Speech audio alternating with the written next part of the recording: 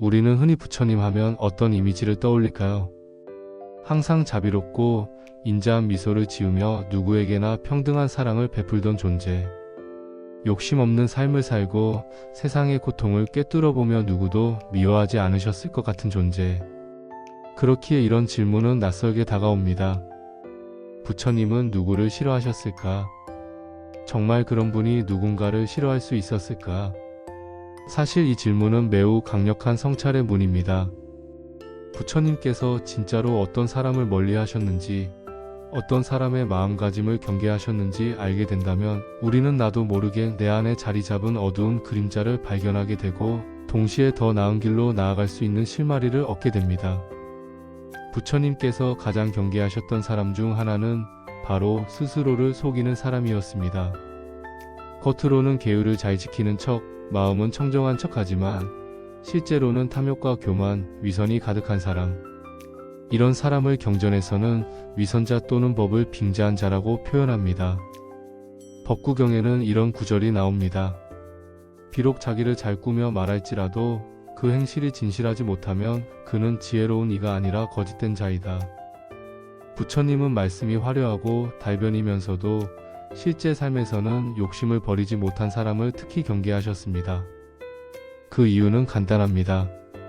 스스로를 속이는 사람은 결국 남도 속이기 때문입니다. 그리고 그 속임은 세상을 더 어지럽히고 법진리를 왜곡하게 됩니다. 한때 부처님 곁에는 데바다타라는 제자가 있었습니다.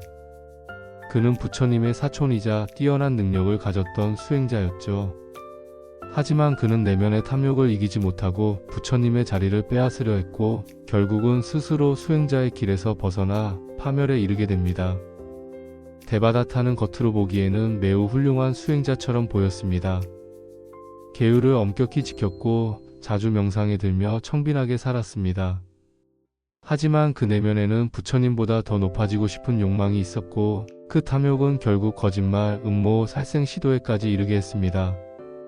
부처님은 데바다타를 멀리하셨고 그와 가까이 있는 제자들에게는 이렇게 말씀하셨습니다. 악한 사람은 말로는 법을 따르나 그 속은 마치 시궁창과 같다.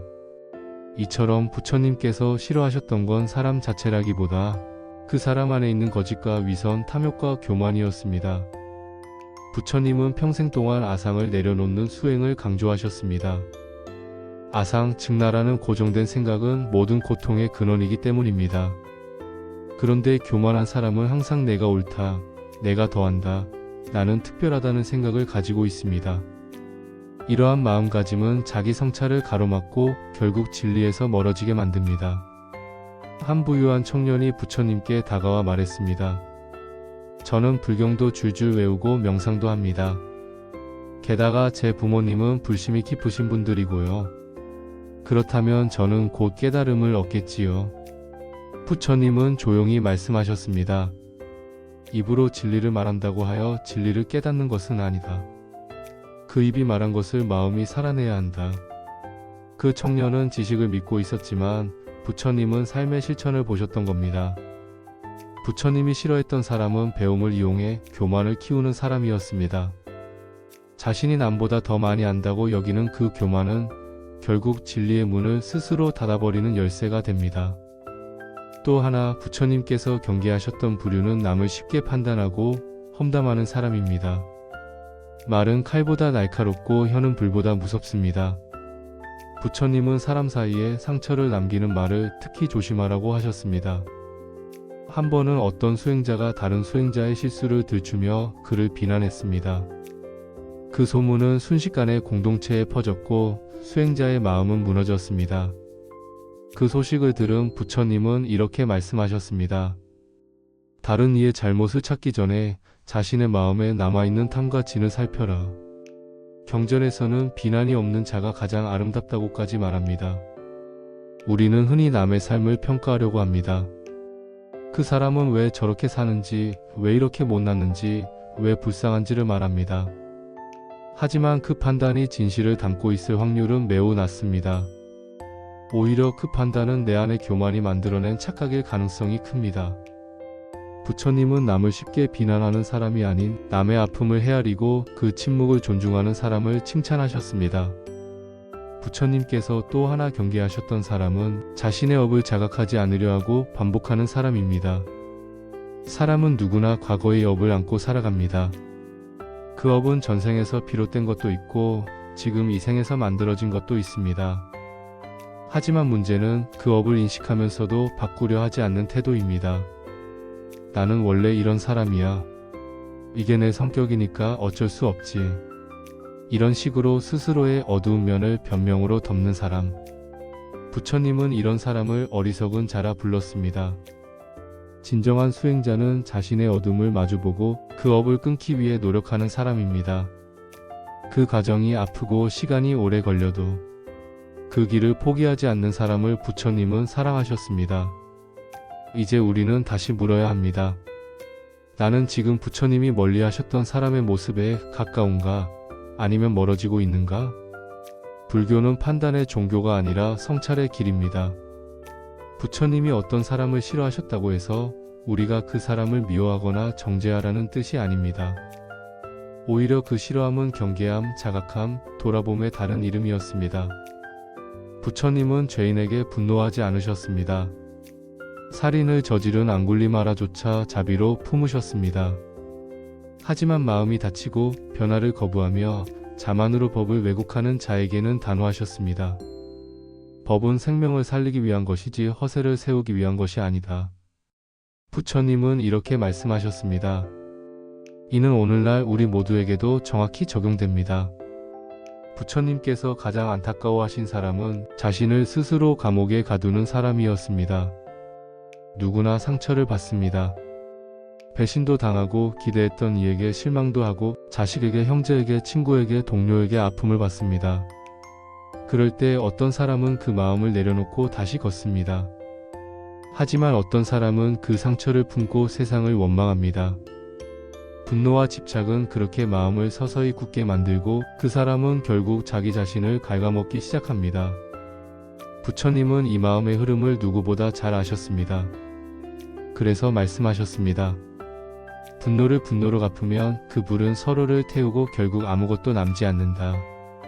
오직 자비와 이해만이 그 불을 끌 수 있다. 세상을 원망하며 자신을 희생자라고만 여기는 사람, 그런 사람은 자신에게도 세상에게도 괴로움만을 심습니다. 부처님은 그런 상태에 머무는 사람을 가엾게 여기셨습니다. 하지만 그 가엾음은 동정이 아니라 자각을 촉구하는 경책이었습니다. 이제 그 마음에서 나와라. 스스로를 용서하고 세상도 놓아라. 그것이 진짜 자비였고 부처님의 가르침이었습니다. 세상에는 말을 잘하는 사람들이 많습니다. 글도 잘 쓰고 철학도 풍부하고 종교적 지식도 넘쳐납니다. 하지만 삶은 그리 대단한 이론으로 바뀌지 않습니다. 부처님은 지식을 가진 사람보다 실천을 하는 사람을 더 높이 보셨습니다. 어느 날 한 수행자가 부처님께 이렇게 말했습니다. 저는 108경을 모두 외우고 마음 공부에 있어서 남보다 앞서 있습니다. 그러자 부처님은 조용히 묻습니다. 그대는 그 경전대로 살고 있는가? 부처님이 싫어하셨던 사람은 지식은 많이 쌓았지만 그것을 삶으로 살아내지 않는 사람이었습니다.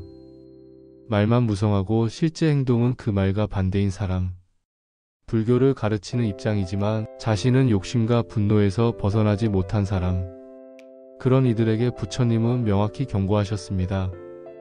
그대가 아무리 많은 경을 외울지라도 그것을 실천하지 않으면 물 없는 구름과 다를 바 없느니라. 구름은 멋지게 보이지만 비를 주지 않으면 생명을 살리지 못합니다. 마찬가지로 지식도 실천이 없다면 누군가를 위로하지도 구하지도 못합니다. 부처님은 삶 속에서 진리를 살아내는 사람을 가장 귀하게 여기셨습니다. 부처님은 욕망 그 자체를 미워하지 않으셨습니다. 다만 그 욕망에 휘둘리며 고통 속으로 걸어 들어가는 어리석음을 안타까워하셨습니다. 부자가 되길 원하고 좋은 것을 가지려 하고 사랑받고 싶고 인정받고 싶고 사람은 끝없이 원합니다. 하지만 그 욕망은 채워지면 또 다른 욕망을 낳습니다. 그릇은 채웠는데 바닥이 뚫려 있다면 그것은 평생 채워지지 않는 고통일 뿐입니다.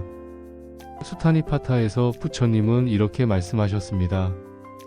욕망은 바다와 같다. 마시고 또 마셔도 갈증은 사라지지 않는다. 오직 내려놓을 때에만 그 갈증은 멈춘다.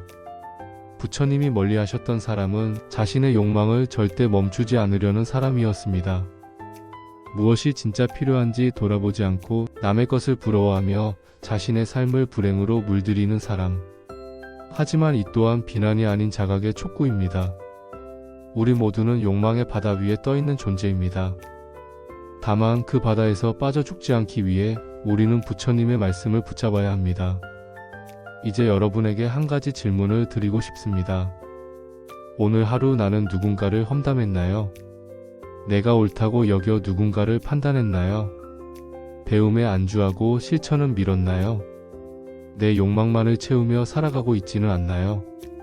사실 우리 모두는 부처님이 경계하셨던 그 모습들을 어느 정도 안고 살아갑니다. 우리는 완벽하지 않습니다. 중생이기 때문입니다. 하지만 부처님이 우리를 가르치신 이유는 우리를 죄인으로 만들기 위해서가 아니라 그 어리석음에서 벗어나는 길을 알려주기 위해서입니다. 부처님은 싫어하셨지만 동시에 사랑하셨습니다. 자신을 속이는 사람도, 교만한 사람도, 비난하는 사람도, 욕망에 휩싸인 사람도 그들의 마음속에도 부처의 씨앗이 있다고 믿으셨습니다. 그 씨앗은 언제든 피어날 수 있습니다. 오늘 이 강연을 듣는 당신 안에서도 말입니다. 우리는 부처님이 싫어하신 사람이 아닌 부처님이 기다리셨던 사람이 될 수 있습니다. 한 발 물러서서 말 한마디를 삼키고 남을 비난하고 싶은 마음을 놓고 조금 더 이해하고 조금 덜 주장하고 조금 덜 채우고 조금 더 비우고 나누면 그 순간 우리 안에 부처는 깨어납니다. 부처님은 완벽한 사람을 원하지 않으셨습니다. 다만 매일 조금씩 더 나아지는 사람을 믿으셨습니다. 지금 이 순간 당신이 마음속으로 다짐을 하나 한다면 나는 더 이상 내 욕망에 속지 않겠다. 나는 누군가를 쉽게 판단하지 않겠다. 나는 말이 아니라 삶으로 보여주겠다. 나는 내려놓는 법을 배우겠다. 그 다짐 하나로 당신은 이미 부처님이 바라셨던 사람의 한 걸음 가까이가 있는 겁니다. 마지막으로 부처님은 말씀하셨습니다. 물속에 비친 달이 참달은 아니듯 눈에 보이는 삶이 진실의 전부는 아니다. 마음의 물결이 잔잔할 때 그대는 참된 달을 볼 수 있으리라. 그 마음의 물결을 잠재우는 일, 그것이 바로 오늘 우리가 시작해야 할 수행입니다. 여러분, 우리 함께 부처님이 싫어했던 사람이 아닌 부처님이 미소 지으며 바라보셨던 사람이 되어보지 않겠습니까? 고맙습니다.